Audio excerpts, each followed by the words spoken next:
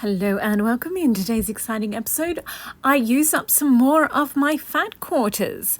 So it's 14 fat quarters plus 2 full yards of fashion width fabric. Oh, and I do some more work on one of my unfinished jackets. It's perfect. Perfect, perfect, perfect. Perfect jacket. So earlier this month I made the patchwork dress with it had 14 fat quarters in it, and then I have 3 different other ones to go. So I think I will do, oh, that one's cute, but I think I'll do the teal one. Okay, so I'll make the teal one up. So I actually only have 13 of them. So the back of it is going to be plain black fabric. So here we go. This is my favorite one. So it's going to be the bodice. Ta-da! If you want to see a full video of a bodice being made using the burrito method, my last video but one was the make a quick last minute dress, and that shows you how to do the burrito method for the bodice. But yeah, I don't want to bore you with it again.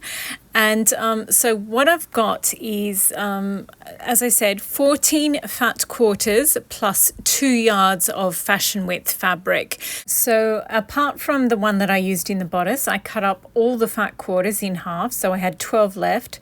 So my top and the teal fabric with the lemon print on it, I divided that lengthwise into 5 bits. So my first tier, 2 yards long because it's one strip of the teal fabric. Then I have 4 fat quarters cut in half. So that's 8 pieces. That's that one there that looks white at the moment. And then the next one is 4 strips of the teal with lemon print fabric. So that's, when you sew them together, that's 8 yards. And then the bottom tier is 8 fat quarters, but they're cut in half, so it's 16 bits sewn together. So it's just 8 yards as well. So the third and the fourth tier are the same loop of fabric, is the same around. And there we go. So now I'm just, I sewed together the first tier and the second tier. And yeah, I liked 2 of the fat quarters a lot, so I cut them in half and used them at the front. So if the 4 at the front are just 2 fat quarters, and then the 4 at the back are 2 other ones. So yeah, so it looks completely different from the front and from the back, which I don't mind. And so now I'm adding the second 2 layers to the first 2 layers. And yeah, again, it's the teal. And then I ended up using that love one. So the ones I don't like are at the back, and the ones that I like more are at the front. Because yeah, I'm using, as I said, there's 13 all up. So my favorite one is the bodice.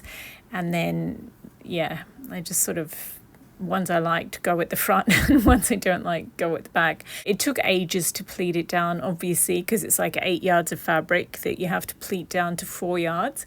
And here we go. So the whole of the skirt is done now. All 4 tiers together, and I just pinned it to the mannequin and I just put it on my bench because yeah, otherwise I would have had to clear. So I've just got a stack of tweeds on the ground at the moment. I'll have to move them before the end of this video, obviously. And there's the bodice. So now we have to sew these 2 together. And so I just pinned them, pinned it in the center, the back center, the left and the right, and then I just pleated down in between those. And at the center front and the center back, there are box pleats, but the rest of them are knife pleats. And here we go. So this is it without the sash, and it's really, this skirt is so full. I'll get the other summary one with just 14 fat quarters. I'll get that out in a moment, but this one is 14 fat quarters plus 2 yards of fabric. So it's fashion width fabric. It's really wide and obviously 2 yards, quite long.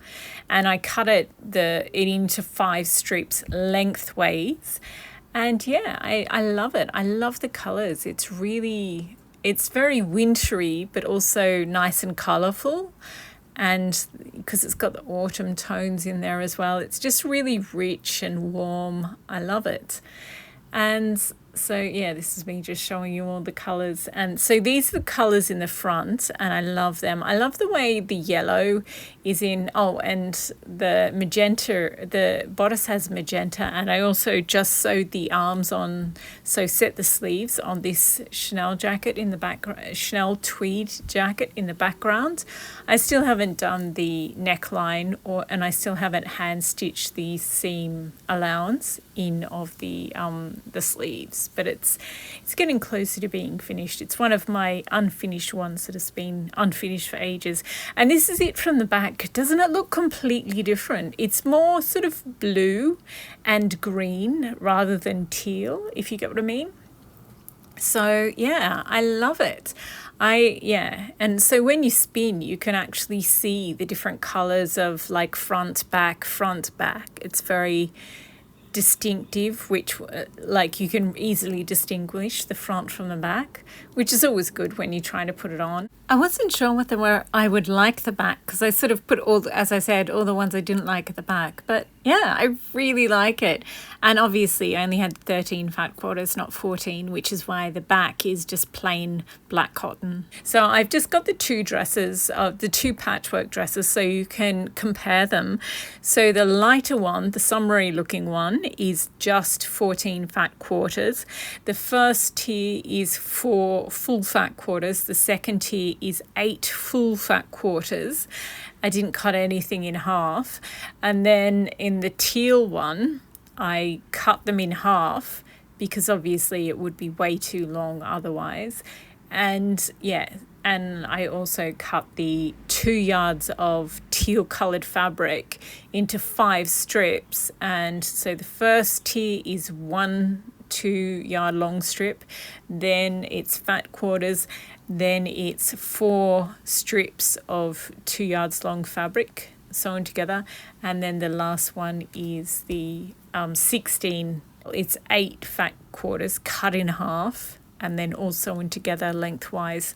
So there you go. And I love as I was saying earlier, I love the way the yellow from the bodice ties into the yellow of the bottom ones, and at the back there's autumn ones at the back, and it's got a bit of yellow in there as well. So I'm really happy with it. It took ages. There's so much pleating done in this one, but it's so completely worth it. I love a really full skirted, like full skirt of a dress. It's so pretty. But I also like the summery one. They're both good. It's good to have a range of different size dresses, because the big ones obviously are much heavier and bulkier, but they're so twirl-able. So yeah, it's good to have a range. Anyway, that's it for this video. Thank you very much for watching. I hope you enjoyed. And yeah, I hope you've been inspired to use up some of your scraps or some of your quilting leftovers. And yeah, I still have lots of unfinished projects to finish. I'm getting there.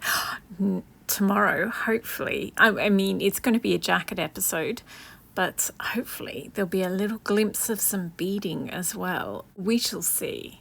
Actually, this video isn't that long. I will show you. So this is the jacket that I made.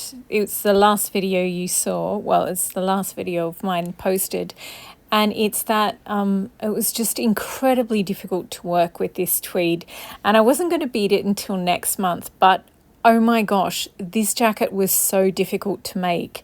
So I just wanted to reward myself with doing like an hour or 2 of beading, and I just got completely addicted to it. I just love it so much. Sorry, I just took this footage at night, but when you see the video, I'll have proper footage in it, hopefully. And at the moment there's only 1 pearl, so I'm going to have to go and find some more gold pearls, scrounge around for some more. I swear I really need to KonMari my beads, and it's been 2 years since I got them all out, sorted them all out again, because this bead is amazing. It's glass, and they just had a little bit of teal left over and a little bit of white glass left over, so they mixed them together in this amazing bead. It's just phenomenal. And that one's sort of gold and cream with little flecks of actual gold in there, like metallic gold. And then there's a heart there that's got little specks of gold in it as well. And it's just it's just bits of one, like using up lots of different things, but it's absolutely gorgeous. And every second one is a little stack of sequins. So the small flower ones on top are a little bit too small to use, but then I thought, well, maybe I'll use the bright yellow gold one as the base, because they're sort of too boring to use by themselves. And this is the little gold flowers that I have, and they're just beautiful. There's so many, there's like 4 or 5 or 6 different types. There's so many of them, but they're just that little bit too small to use by themselves. And having the other one underneath, so I've got big yellow gold sequin, and then I've got a seed bead, then I've got the flower, and then I've got a seed bead on top. And then you so you thread your needle up through, and then you thread it back down. And yeah, so it does take a while, but oh my gosh, they look so good. Anyway, thanks again for watching. Happy sewing.